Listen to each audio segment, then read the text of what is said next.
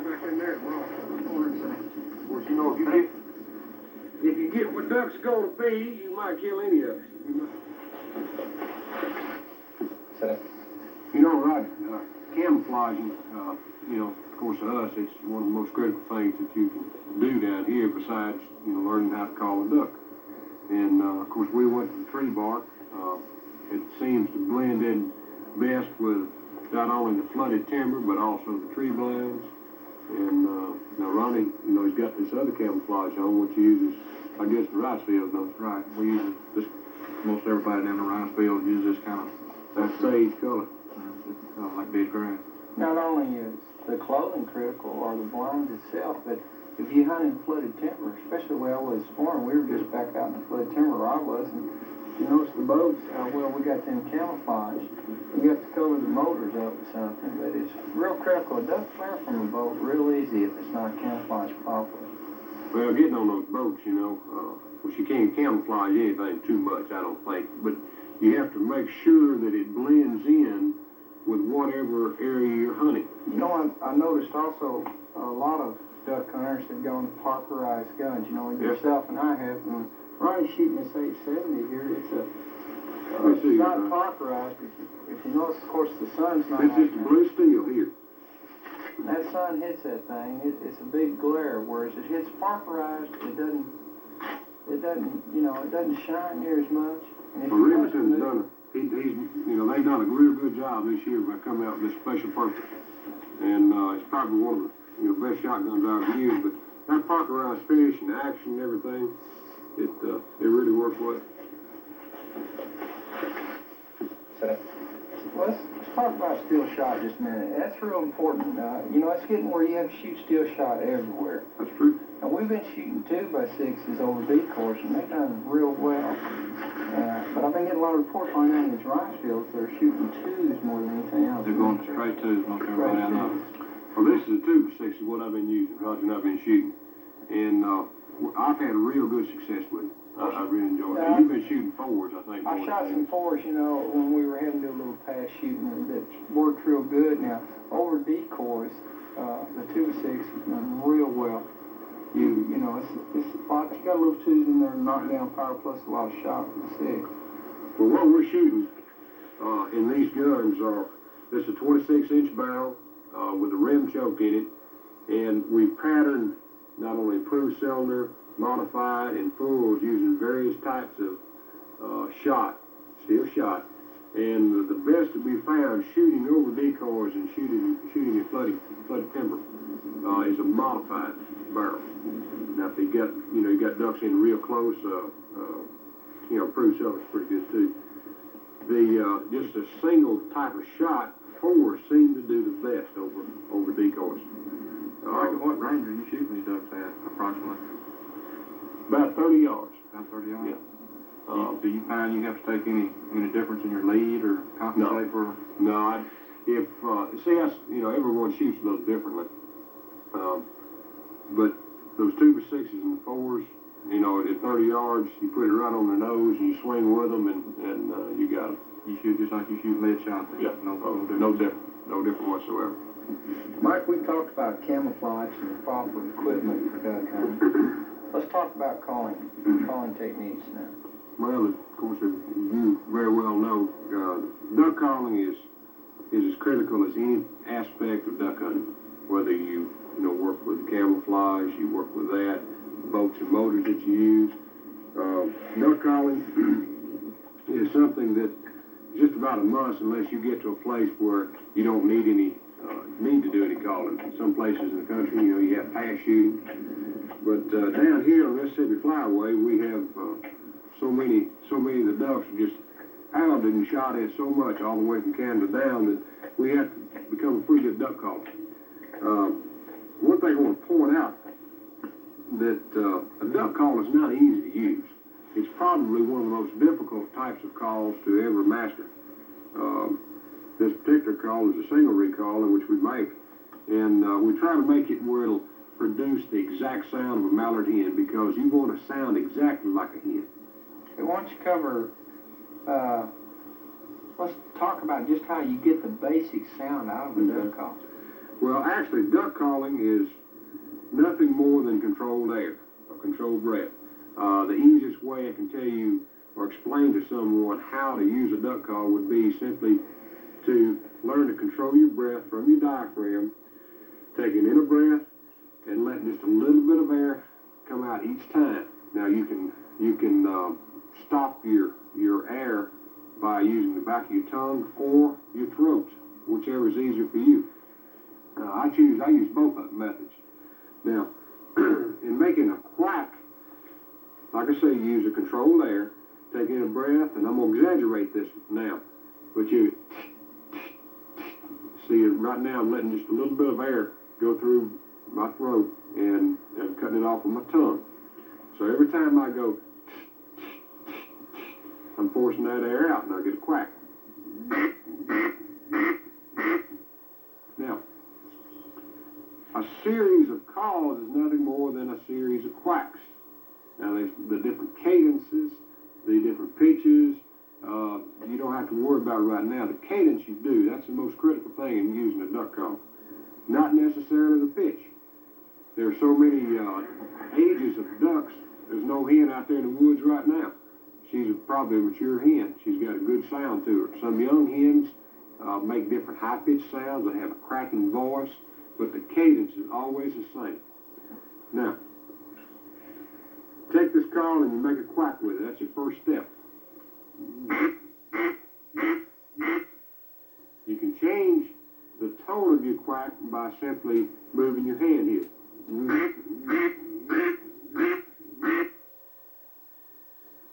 That's a quack, okay? The regulation of how the air goes out is, and the pitch of it is regulated in your larynx or your voice box here. You can have a real raspy call by just thinking raspy. If you have a low-pitched voice, whatever your voice range is the pitch of call you're going to have if you control your air properly. Now I can start with just a second head call right now. It started off with a high pitch, it went down to a raspy call there. And the regulation and controlling the pitch of a duck call is done in your throat and larynx or your voice box. Different people have different pitches and voice ranges and stuff. Mine happens to be medium to low. Now Roger's is kind of medium to high. So consequently, we have to tune a duck call just a little bit differently for him than for me. Now let me further explain that, and I'll demonstrate to you. If this particular call has a range of a real high pitch to a real low pitch, you control all of that right here on your larynx or your voice box, and you regulate through the back of your tongue the burst of air, the flow of air that goes through there will also determine somewhat of the pitch. Now I'm going to demonstrate a high pitch call.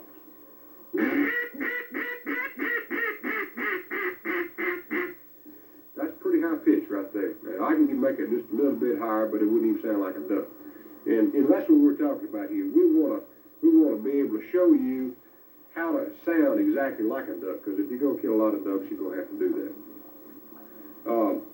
Now, this call will also produce a real medium to low pitch by simply changing your voice here.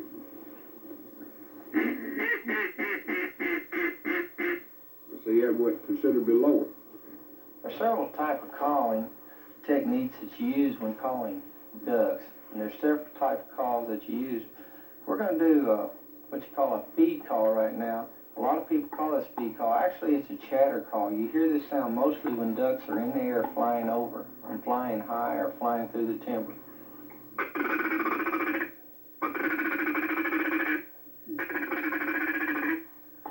That's what a lot of people call a feed call, but actually when you hear that, mostly ducks are flying high and chattering.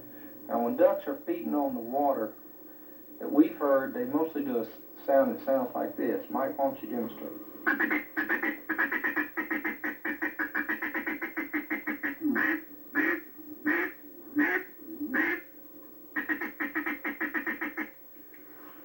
In doing a feed call, it's a short burst of of air, just like when you're making a quack or a long call, except it's much shorter.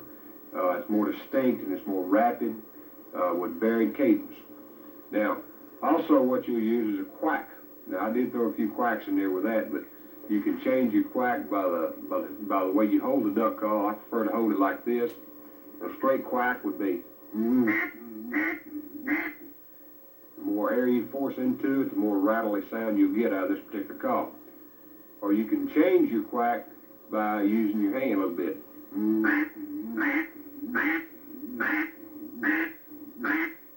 Now, Roger, what you demonstrate to us, we'll just quack like we got ducks on the water, and you get a sound of how it'll sound together.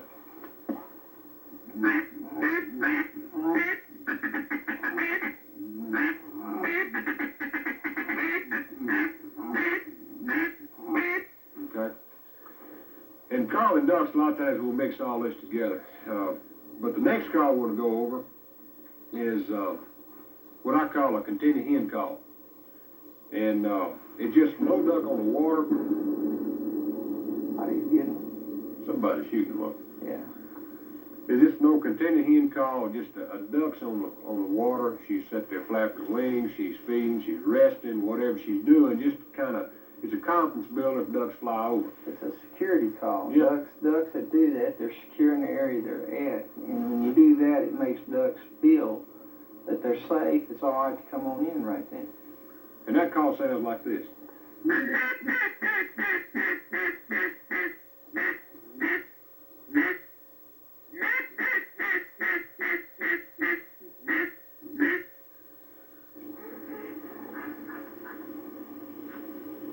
What better example can you get?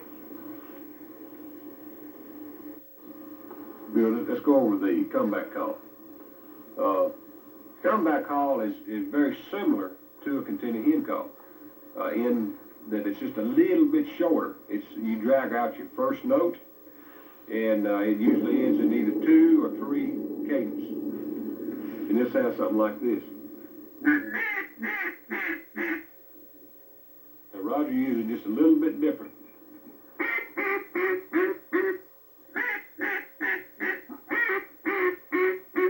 Now, we use this call a lot of times when ducks are real close.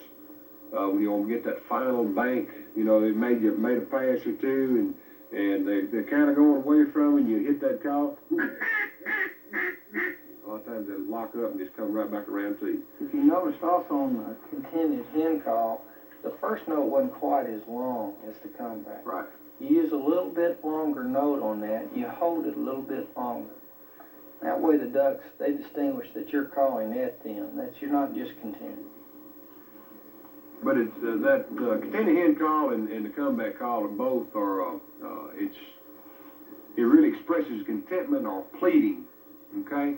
Now the next call we'll go over is just excited call. Some people call it a chop call. It's just a demanding type call.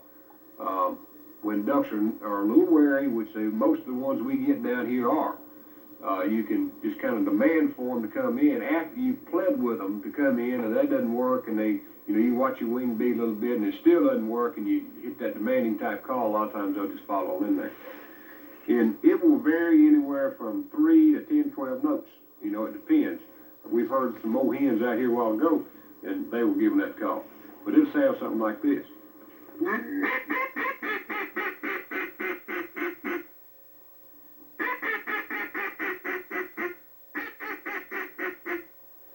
Now, that particular call, it changed from a whine to a real low rattle. Now, if you listen to all these old hens out here on the water, they'll have a little whine to it. Why don't we cover comeback call now? I mean, not the comeback call, the hail call. We'll cover long call. Long call or hail call. Long call, hail call. There's so many different names. That thing is just when you want to get their attention call, I guess. That's Is about the normally best used thing. on ducks that are flying real high. We're in the blind, we'll use that a lot. You see ducks good ways from you, you can use that call to get their attention and then switch over to another type of call. And that call basically goes like this.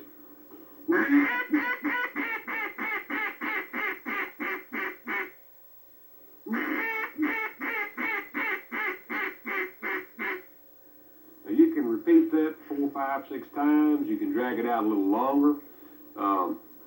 You know, really all you want to do is get their attention. Then we'll go and use these other types of calls. Now, we've been discussing the different methods of calling ducks, different techniques on how to use a duck call. And now what we're going to do is put together a calling sequence for you.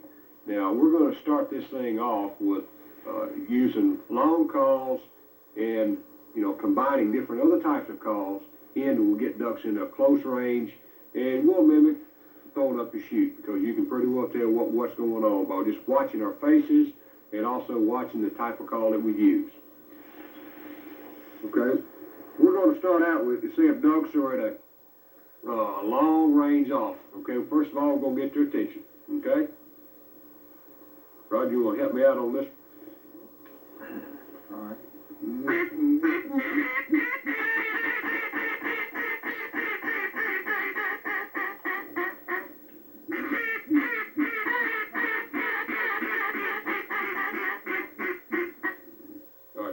They're coming our way now.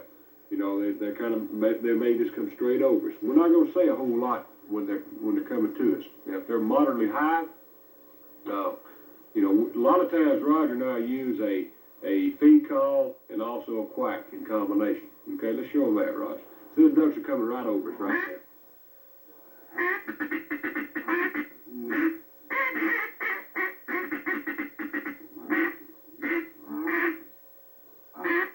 Okay, the ducks are kind of coming over us right now. They're going on fast. Okay. Now this time we may use a contented hen call. We may use a comeback call. You know, speaking that we're in open water more than anything else. And so we're going to try to turn them right now. They've seen our decoys. They know we're down there. Okay. We use a combination of calls a lot of time, like contented head call and a fast call. Yep. We'll do that. Okay.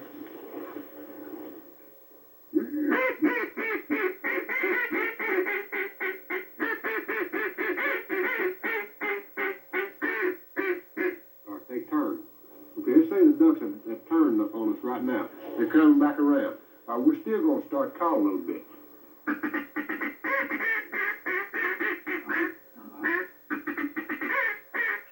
Let's say they've gone out about 75 to 100 yards, and they're kind of going away from us a little bit, but they've gotten low. They've dropped and cut their distance just about in half. Okay, a lot of times we'll use a little comeback call in.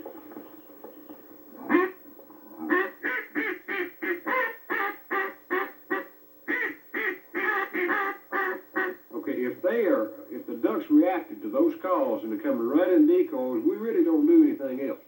You don't need to, because they're doing what you want them to do. Now, if they happen to be going a little wide on you, or if they kind of tip their wings like that, and you know they want to come back, but they don't, a lot of times we use what we call excited call or demanding call. And say they're out there about 100 yards, and they don't really want to come into the decoys. We'll blow like that now. A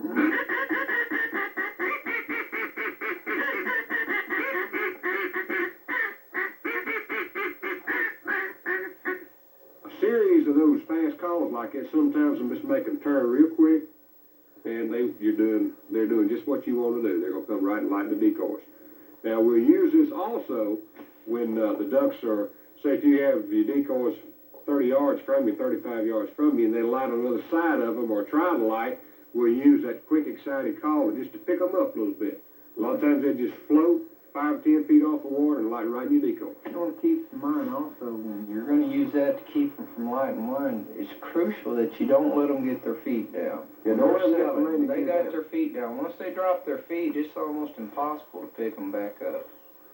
That's, well, you know, they can pick them on back up, but usually they're going to commit themselves to what you mean. They're just going to commit themselves going in the water. I think, you know, one thing that I've noticed, I've hunted with a lot of people, and I've seen a lot of people get discouraged because they can't call all the ducks all the time. Mm-hmm. And I wonder if you got any comments to make about that. Well, Roger and I have been hunting for a long time, and I'm going to tell you something. I don't care how good you sound, you cannot call all the ducks. I mean, it's impossible.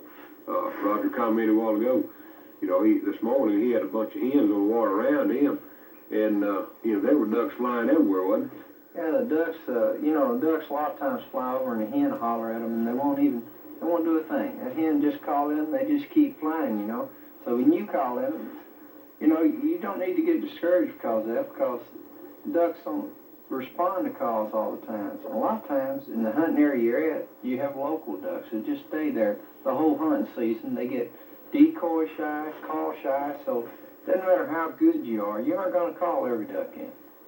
And hunting this flooding timber and stuff, especially, that's primarily what we're hunting down here now.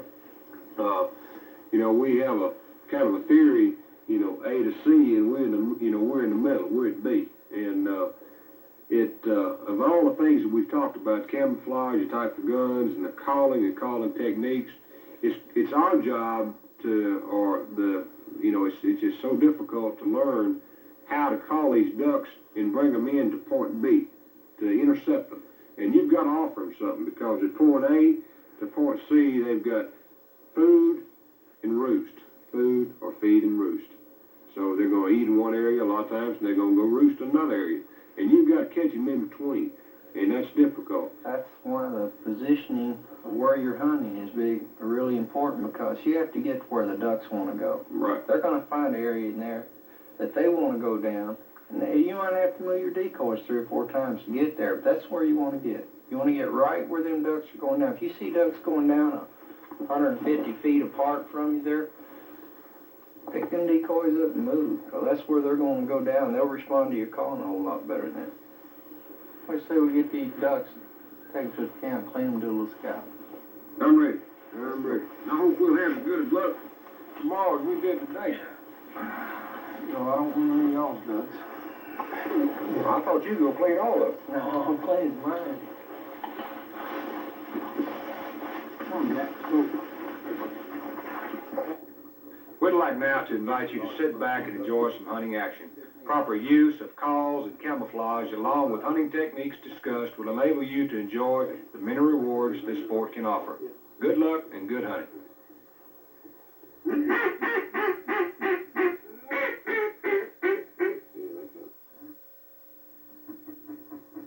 Let's go.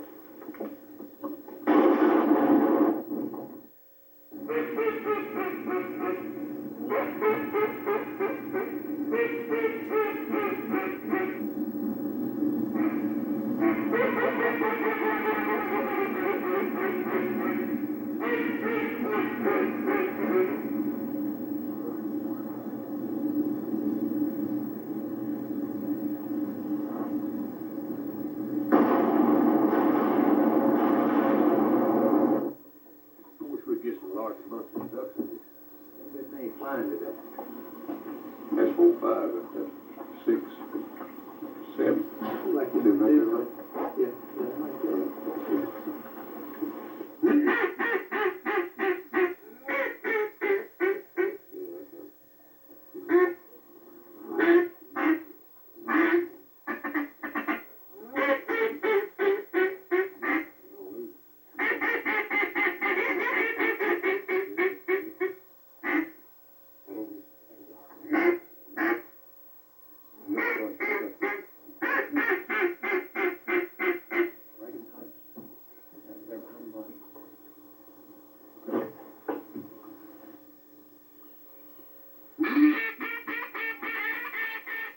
As all duck hunters know, you don't get to shoot all the ducks you work into range.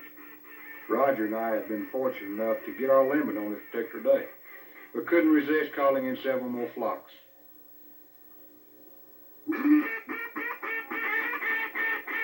Learning how to call ducks to us is the most pleasurable aspect of this great sport. We hope you enjoy this video as much as we have enjoyed bringing it to you. Good hunting.